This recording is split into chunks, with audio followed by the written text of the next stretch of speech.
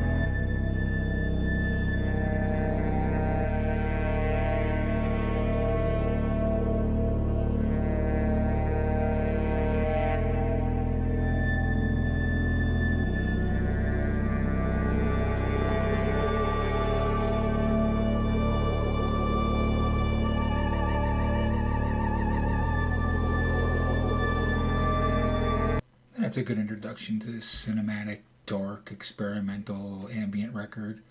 From what I'm reading, it's a story that was actually a factual case that happened in 1971 at a asylum called Ravenfield in Fairfield, Massachusetts, where it looks like 70 patients died one night, and kind of tells you the story of that.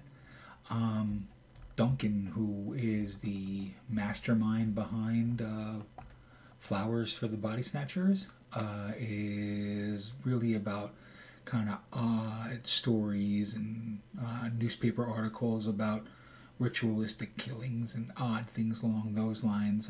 All of his records have some kind of story or based on some kind of real world grim or odd situation.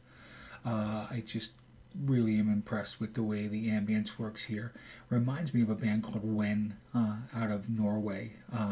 That it just kind of has those elements where there's a guy named, I think his name's Pears or Piers, and he does a project called When in Norway and has about a dozen records out, and it kind of works in the same weird experimental oddball way that this does.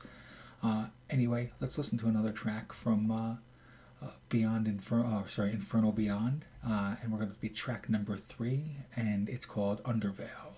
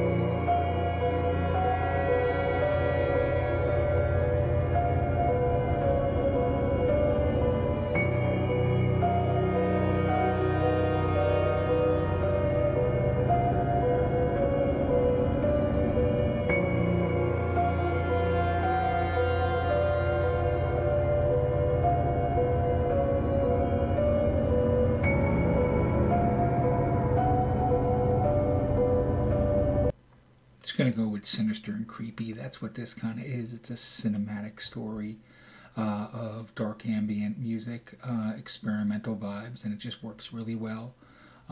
You kind of feel like you're getting drawn into the story, and if you close your eyes, you become part of it. Again, Flowers for Bodysnatchers is definitely an interesting ambient experimental project, and I can see why Cryo Chamber keeps working with them. Let's listen to another track on this. We're going to listen to track number 6, which is called Of Shadowed Horrors.